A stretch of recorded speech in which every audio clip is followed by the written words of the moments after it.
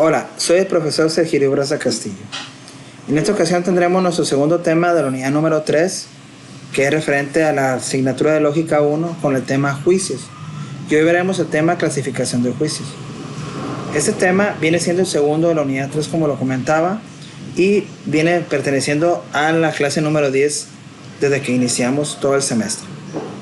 Para eso entonces vamos a irnos a mi blog a descargar lo que es el tema, ¿sí? Y ahí mismo estará el cuestionario que será para esta semana.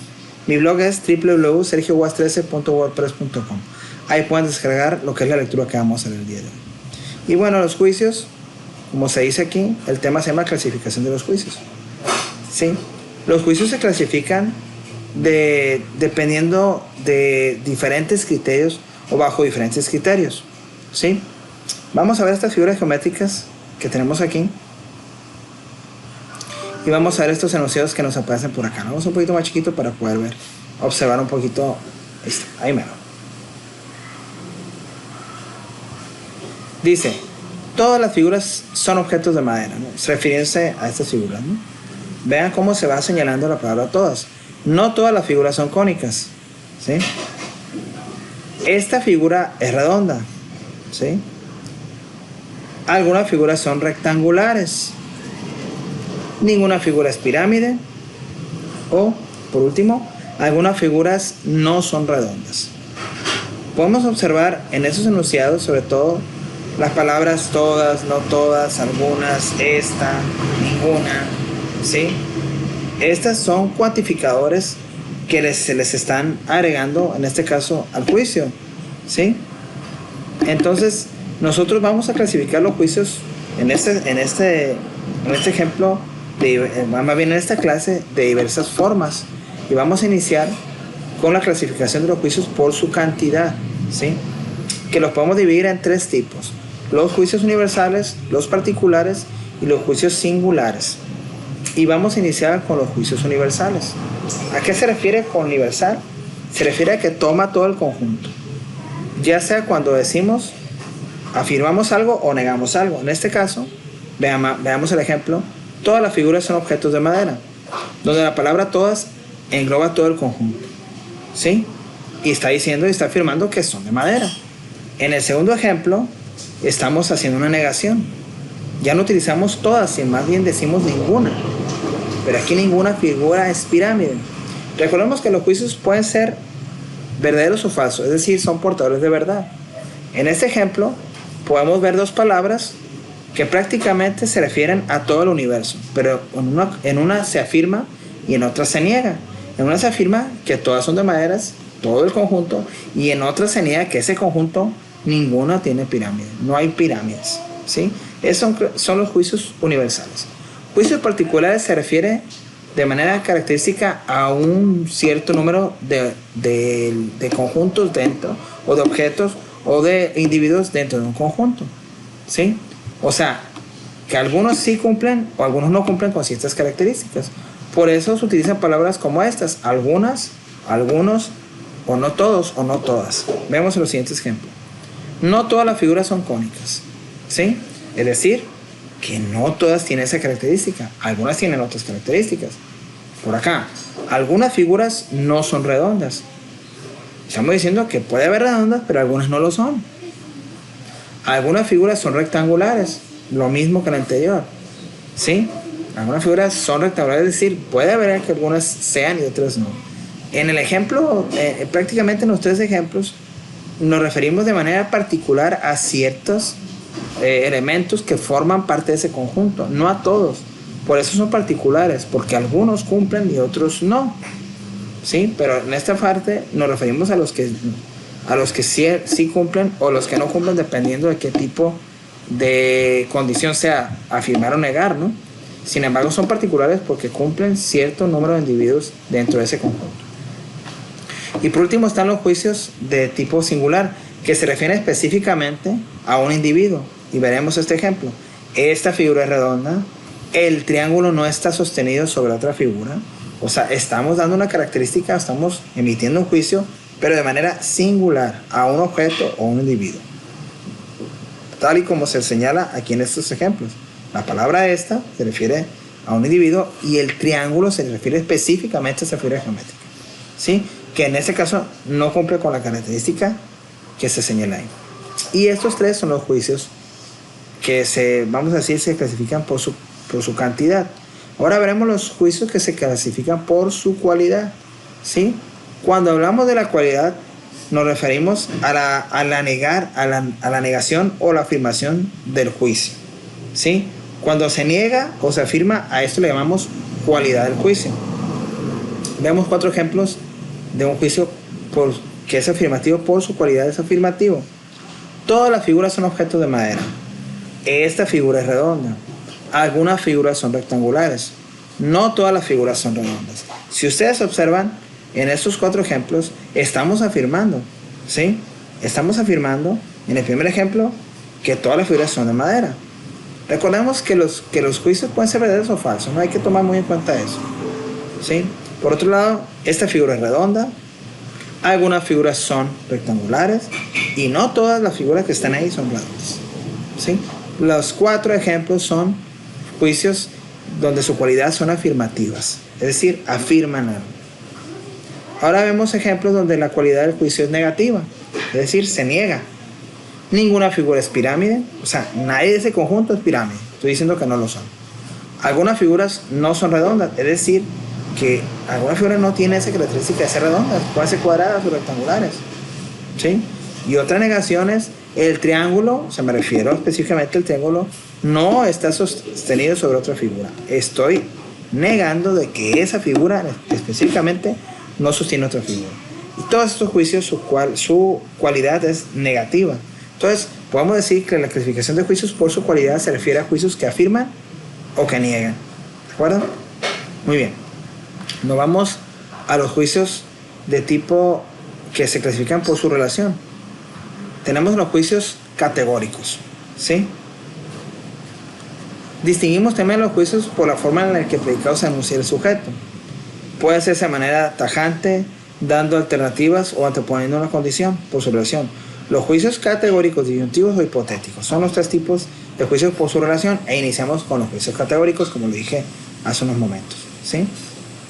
Cuando nosotros afirmamos o negamos algo de manera contundente, o sea, que no hay duda, que tenemos la respuesta, no hay ninguna otra alternativa y sabemos que esa es la verdadera, le denominamos juicios categóricos. Es decir, no habrá manera que alguien pueda debatir lo que yo estoy afirmando, el juicio que estoy emitiendo, porque tengo la certeza de que es lo real, lo correcto, lo verdadero.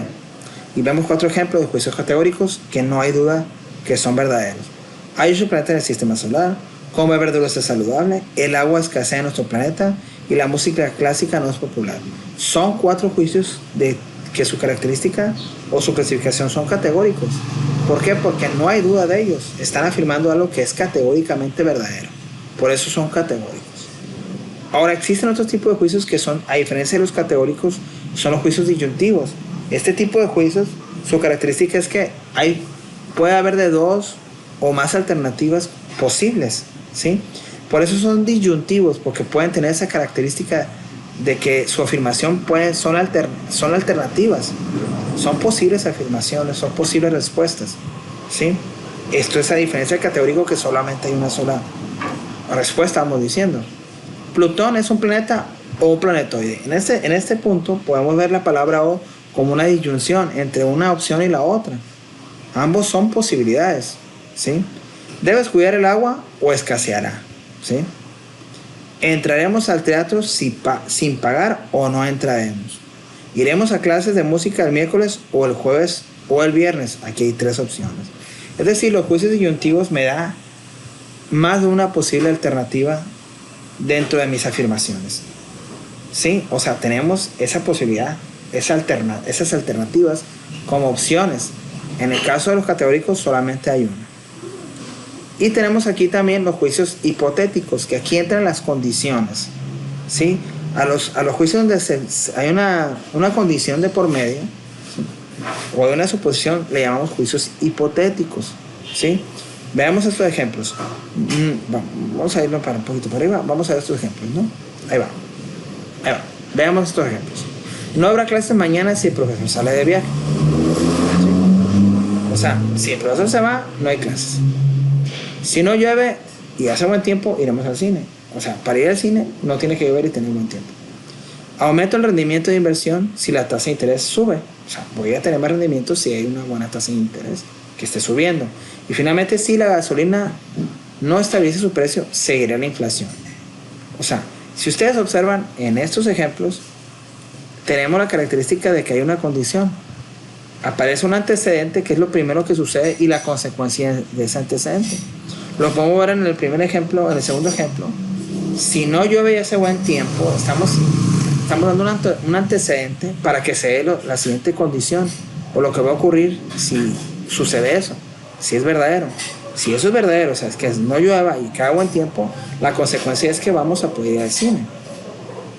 O en el caso del ejemplo 4, si la gasolina no se estabiliza tu precio, seguirá la inflación. Como podemos ver en este esquema, encontramos el juicio hipotético con una característica especial. Tiene un antecedente y un consecuente. ¿Sí? Veamos este ejemplo. Si vivimos en el pasado, es una hipótesis, es un antecedente. Entonces la consecuencia o la tesis sería, no vivimos en el presente. ¿Sí? Antecedente, consecuente. Damos otro ejemplo. Si comemos saludable, tendremos una vida con buena salud. ¿Sí?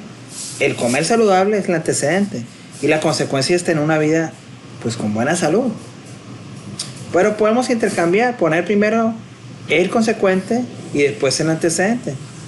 Tendremos una vida con salud si comemos saludable. Es decir, no importa si el antecedente y consecuencia va primero o después. Esa es la característica de los juicios hipotéticos, ¿sí? Donde hay una condición, ¿sí? Donde podemos dar una condición y donde podemos detectar un antecedente y un consecuente, ¿sí? Ahora, vamos a ver cuáles son los juicios simples y los juicios compuestos, ¿sí? Bueno, para podernos ir de manera global, el juicio simple es aquel que tiene un sujeto, un predicado, el sujeto, cópula y predicado. Cópula, ¿sí? Sujeto, cópula y predicado. Es decir, solamente hay un juicio. Mientras que los juicios compuestos hay más de un juicio. Vamos a ver este ejemplo de juicio simple. Juan es atleta. Juan, el sujeto, es cópula y atleta es el predicado. Aquí se está afirmando un juicio nada más sobre que esta persona es atleta. Juan es músico. Bueno, es un juicio simple porque solamente está emitiendo un solo juicio, donde se dice que esta persona es músico. Pero tenemos aquí 3 ejemplos, ¿sí? Los juicios de diferentes tipos de juicios donde hay más de un juicio. Es decir, son juicios compuestos. Si Juan es atleta, entonces está sano. ¿Cuáles son los juicios que encontramos en ese enunciado o en ese juicio compuesto? Juan es atleta, Juan está sano. Tenemos otro ejemplo. Juan es atleta o no tiene vicios, ¿sí? Encontramos 2 juicios en ese ejemplo. Juan es atleta, Juan no tiene vicios. Y finalmente, el último juicio de este ejemplo de juicios compuestos, Juan es atleta y músico. Estamos afirmando que tanto es atleta como es músico. Es decir, estamos emitiendo 2 tipos de juicios. Esos son los juicios compuestos. A eso le llamamos nosotros juicios compuestos. Finalmente están los juicios conjuntivos. Este tipo de juicios tiene la característica de utilizar un conector lógico llamado y, o le llamamos en lógica con un conector que realiza una conjunción entre un juicio y otro, una unión. Podemos decir que sirve para hacer una doble, triple, cuádruple afirmación dependiendo cómo se utiliza.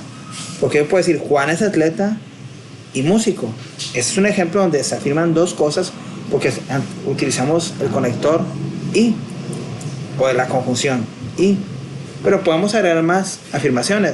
Juan es atleta y músico y cantante y deportista, ¿sí? Entonces estábamos afirmando múltiples juicios de afirmación utilizando la conexión o la conjunción y. Entonces, a los juicios conjuntivos son aquellos donde utilizamos el conector o la conjunción y. En este ejemplo, hay otras conexiones, otras palabras, no necesariamente la I, pero para este ejemplo nosotros vamos a mencionar esto nada más. Bueno, con esto culminaríamos lo que es la explicación del tema de esta semana, que sería la clasificación de los juicios. Hay más información, pero hasta aquí lo vamos a dejar porque considero que es lo más importante e interesante para ver en esta semana. Para esto entonces ustedes van a tener una tarea que está aquí mismo en la publicación, que es un cuestionario. Le van a dar clic a la publicación, se va a abrir, en este caso este cuestionario, le dan a iniciar el cuestionario, van a irse a elegir el grupo al que pertenecen, van a elegir el nombre de ustedes, el número, perdón, le dan clic aquí, aparece el nombre, abren el cuestionario, se va a abrir entonces un cuadro más que es el cuestionario ya con las preguntas, va a aparecer nuevamente, les va a pedir el grupo, el nombre ya lo tiene escrito, pueden poner el correo si desean y si no lo desean también no hay problema, y van a aparecer 5 preguntas que tienen que ver o están relacionadas con el tema de la primera semana y el tema de la segunda semana. Esas 5 preguntas las contestan y esa va a ser la tarea de esta semana. Recordemos que para esta semana que viene, o esta semana más bien, tenemos hasta el día 12, viernes 12, para entregar la tarea, ¿sí? Esta tarea es la que vamos a poner aquí en la tarea número 22. Sería la tarea 22 porque en realidad es la segunda tarea, ¿no? Pero aquí lo ponemos tarea 22. La tarea 1, tarea 21 es la que me entregaron para la semana pasada, la que dejé la semana pasada. De igual manera, tenemos aquí lo que es la asistencia para esta semana, que es el 8 de noviembre, que es lunes, ¿sí? Hay 3 formas de poner asistencia, pero en una de ellas puedes poner nada más tu asistencia y en las otras 2, además de tener asistencia, puedes poner tu participación. Si tú lo haces a través de mi blog, pues te voy a poner la asistencia. Tiene que ser a más tarde del día 8 de noviembre, no después de ese día, si no, no vale. Ahora, si tú deseas ponerte asistencia, pero además que te ponga participación, te puedes ir a mi YouTube, al canal donde está el video, que sería el video número 10 de lógica, o a mi Facebook, a mi cuenta de Facebook, que también iba a estar el video número 10. Ustedes pueden, para que yo les ponga, además de asistencia y participación, se meten en la caja de comentarios del video, ya sea en YouTube o en Facebook, ponen el comentario, un comentario que tenga que ver con el tema que vimos, que en este caso clasificación de los juicios, y ponen el nombre completo del grupo. Y ya con eso, si lo hacen a más tardar el día 8 de noviembre, yo les voy a poner asistencia y participación. En cambio, si lo hacen nada más por mi blog, está bien, lo pueden hacer, pero solamente tendrán asistencia y la fecha límite es 8 de noviembre. Bueno, eso sería todo.